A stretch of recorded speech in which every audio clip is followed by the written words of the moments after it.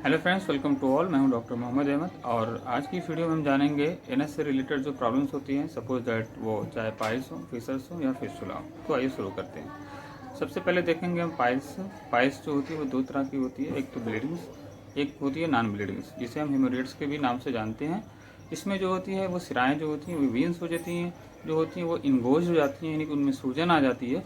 और कभी वो इंटरनल भी होती हैं और एक्सटर्नल भी होती हैं। अगर बाहर होती हैं तो वो फूल जाती हैं और दिखती हैं, और अंदर होती हैं तो दिखती नहीं हैं। तो उन्हें फिर जो है दूसरे तरीके से और हम उसको ऑब्जर्वेशन करके देखते पता लगाते हैं। तो अगर जो बाहर होती हैं उनमें भी चार तरह की होती हैं। फोर उनका लेवल होता है, 4 ग्रेड तक का। लेवल 1 यानी ग्रेड 1, ग्रेड 2, ग्रेड 3 और ग्रेड 4 लेवल की जो है पाइल्स होती हैं। और उसका जो एंड होता है, उस यानी कि जो लास्ट ग्रेड होता है, उसमें जो सिराएँ इतनी फूल जाती हैं कि एनएस को पूरा कवर कर लेती हैं। यानी उसकी मिसाल अंगूर के गुच्छों की तरह से दी जाती है। इतना ज़्यादा उनकी सिराएँ फूली होती हैं कि जैसे अंगूर एक गुच्छे में लटके होते हैं, उस तरह से जो कभी कभी जो है इंगोज वीन्स के छोटे छोटे जो है यानी सिराएँ फूल करे मस्सों की तरह में वो पूरे एनएस को जो है कवर कर लेती हैं। ये ग्रेड 4 लेवल की पाइल्स होती है। अब बात करते हैं फिशर्स की। फिशर में जो होता है एनस में चीर लग जाती है, जैसे आपके होंठ पे फट जाते हैं, उसी तरह से जो एनस में भी जो फटन हो जाती है। ये अक्सर जो है कॉन्स्टिपेशन होने की वजह से जब आदमी प्रेशर लगाता है, ड्राइनेस होने की वजह से वहाँ पे जो है फटन हो जाती है, और उसकी वजह से फिर वो ज़ख्म बन जाता है, जो कि एनल फिशर्स के नाम से जाना जाता है। सबसे लास्ट में जो है वो फिस्टुला है, जिसे हम भगंदर के भी नाम से जानते हैं। तो उससे पहले हम जान लेते हैं पेरी एनल एब्सेंस के बारे में, क्योंकि मोस्ट ऑफ जो फिस्टुला होता है वो पेरी एनल से लेटर ऑन कन्वर्ट होकर जो फिस्टुला में बदलता है। और पेरियनल एब्सेस क्या होता है?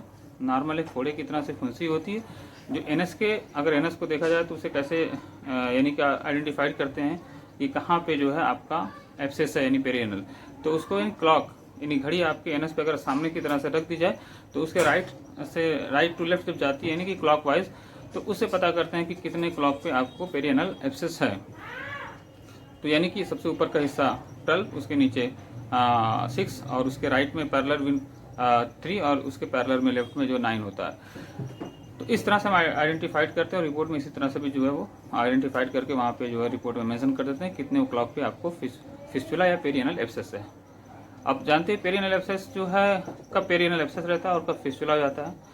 पेरियनल एब्सेस तब तक रहता है जब तक कि उसकी ट्रैक्ट यानी वो एब्सेस जो है जब तक कि आपके एनस के यानी पेरियनल एरिया में रहता है, तब तक वो पेरियनल एब्सेस के नाम से जाना जाता है। यानी कि आपको एक फुंसी या एक फोड़ा है जो आपके उस एरिया में यानी एनस के सराउंडिंग में जो है आपको है, और उसका ट्रीटमेंट एज ए एब्सेस ही किया जाता है। जब वही जो है एब्सेस जो होता है, वो जो फोड़ा है यानी जो फुंसी यानी कन्वर्ट होकर फोड़ा बन गई, जो बड़ी हो गई है, वो जब उसकी ट्रैक जो होती है वो यानी जिससे आप बाथरूम करते हैं, टॉयलेट करते हैं, एनस, उसके ट्रैक से जब उससे मिल जाती है, तब वही जो है फिस्टुला के नाम से जाना जाता है। आजकल क्या है, लोगों को फिस्टुला के नाम पे इतना डरा दिया जाता है और इतना लोग डर जाते हैं कि फिर वो समझते हैं कि there is no way, only operation, सिर्फ इसका ऑपरेशन ही इलाज है। और इस चक्कर में लोगों ने बहुत ज़्यादा पैसे जो है लगाए भी हैं और कई बार भी ऑपरेशन कराया है, उसके बाद भी उनको रिकरेंसेस हुए, काफ़ी परेशानियां भी झेलते हैं ऑपरेशन भी करा करके। और साथ में जो है जितनी बार ऑपरेशन कराते हैं, जाहिर सी बात उतनी बार आपको प्रॉब्लम ज़्यादा होती है। और अगर किसी को क्लोज्ड पेरियनल एब्सेस होता है, यानी उसकी ट्रैक जो होती है ना उसके क्लोज में होती है, और अगर ऑपरेशन सही से ना किया जाए तो स्फिंक्टर को जो है अगर कुछ हार्म हो जाता है, तो उस कंडीशन में जो इनकॉन्टिनेंसी कंडीशन हो जाएगी, जिसमें आपका मल बिना किसी रुके हुए रुकावट के डायरेक्ट ही पास आउट होने लगेगा। ये बहुत ही डेंजर कंडीशन होती है, और आर्टिफिशियल जो है स्फिंक्टर लगाने के बावजूद भी बाथरूम रुकता नहीं है। फिर ऐसे इंसान की ज़िंदगी दुभर हो जाती है।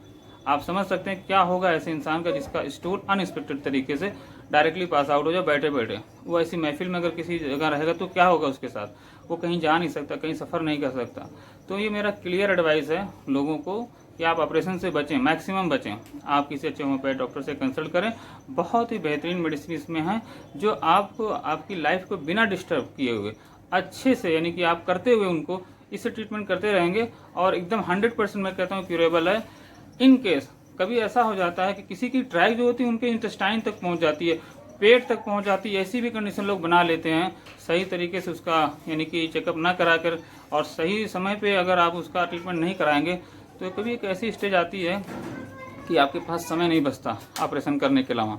तो आप इतना लंबा समय ना लगाएं। नॉर्मल एक फोड़ा है वहीं पे उसको पॉप आउट करें, वहीं पे उसका ट्रीटमेंट करें। जब भी पेरियनल एब्सेस जो आपको हो डिटेक्ट हो, फ़ौरन आप उसको एज ए फोड़े की तरह ट्रीटमेंट करें। अल्हम्दुलिल्लाह मैं इसका बहुत अच्छा ट्रीटमेंट करता हूँ और लोगों को मैं अवेयर करने के लिए वीडियो अभी बनाने लगा हूँ ताकि लोग इसको जानें और एक नॉर्मल फोड़े की तरह से इसका ट्रीटमेंट करके अपनी ज़िंदगी से इसको छुटकारा पाएं।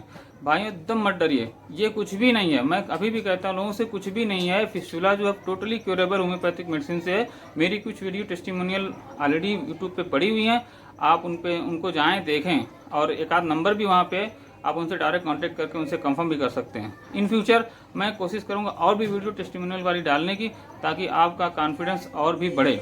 दूसरी चीज़ है, ऑपरेशन में आप देखेंगे तो 15,000 टू लेके 1 लाख तक का depend on location, locality and the hospital पे डिपेंड करता है, इतना एक्सपेंस हो जाता है। जबकि हमारी मेडिसिन से आपका जो है बहुत ही कम खर्च में जो है यानी इलाज हो जाता है और आपकी बिना लाइफ को डिस्टर्ब किए, यानी आपका ना तो काम डिस्टर्ब होगा, ना आपको बेड रेस्ट करना होगा, ना किसी हॉस्पिटल में जाना है, ना कोई ट्रीटमेंट, यानी कि आपको ऐसा लेना कि नहीं कंपलसरी अभी खाना है। हमारी मेडिसिन दिन भर में आप कभी भी इस्तेमाल कर सकते हैं और जो हम परहेज़ बताते हैं आप उसे जस्ट फॉलो कर लें। आपकी ज़िंदगी आपके घर बैठे ही सही हो जाएगी। आपको कहीं विजिट नहीं करना है, कहीं जाना नहीं है। हमारी मेडिसिन जो आपके घर पे बाई कुरियर सर्विस पहुंच जाती है। अगर इसके बाद भी आपको कोई क्वेश्चन हो तो हमारे दिए गए व्हाट्सएप नंबर पे आप मैसेज करें। इंशाल्लाह मैं पूरी कोशिश करूंगा आपके क्वेश्चंस के आंसर देने की। अगर वीडियो पसंद आई हो तो इसे ज़रूर लाइक, शेयर एंड सब्सक्राइब करें और उन लोगों तक ज़रूर पहुंचाएं जो इस परेशानी में मुब्तला है, जो इस परेशानी को सफ़र कर रहे हैं। ये उनकी ज़िंदगी में पूछो कि उन्हें कितना इससे पीड़ा होती है और उन्हें ट्रस्ट करना कितना मुश्किल होता है कि किस पे भरोसा करें। तो मैं कहूँगा कि एक बार आप हमें अपना भरोसा दिखाएं, ट्रस्ट करें, डेफिनेटली आपको रिजल्ट मिलेगा और it is 100% curable. Thanks for watching, see you in the next video.